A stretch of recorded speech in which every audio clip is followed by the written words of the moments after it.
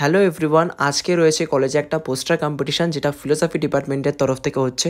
তো আজকে আমি সেখানে দর্শন সম্পর্কে বা ফিলোসফি সম্পর্কে একটা প্রেজেন্টেশন দেব। তো চলো, এটাই হচ্ছে, দেখে নাও আমার আজকের আউটফিট। কারণ আমাদের কলেজ থেকে বলা হয়েছে যে ফর্মাল ড্রেস পরে আসতে হবে আর মেয়েদেরকে শাড়ি পরে আসতে হবে। তো আমি আজকে ফর্মাল ড্রেস পরে নিয়েছি, ভদ্রভাবে ফর্মাল হয়ে তৈরি হয়ে গেছি। কেন এখন আমাকে কলেজে যেতে হবে, এটাকে বলে ওটা, এটাকে বলে সেটা। এইভাবে আমি এখন প্রেজেন্টেশন দেবো কলেজে গিয়ে। শুধু পকেটে একটা ফোন রয়েছে, তবে এই ফোন থেকে প্রেজেন্টেশন দেবো না। একটা, যেটা তোমরা দেখেছো আগের ব্লগে, প্রেজেন্টেশনের জন্য আমরা একটা চার্ট তৈরি করেছি। তো সেইটা হিসেবে আমাদেরকে প্রেজেন্টেশন দিতে হবে।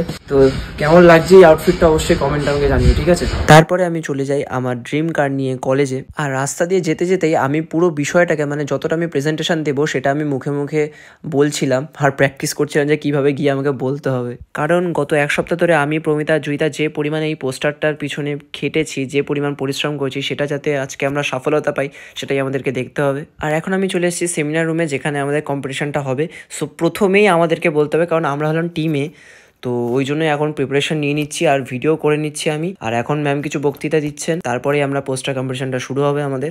বেদান্ত দর্শনে হলো আমাদের ভারতীয় আস্তিক দর্শনের ষড়দর্শনগুলির মধ্যে সর্বশেষ দর্শন হচ্ছে আমাদের এই অদ্বৈতবাদ দর্শন।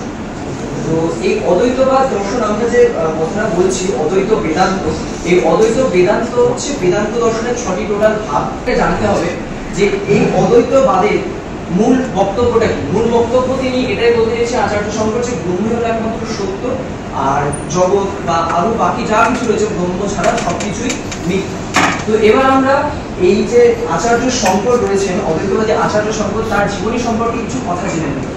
ফার্স্ট হয়েছে গ্রুপ এ।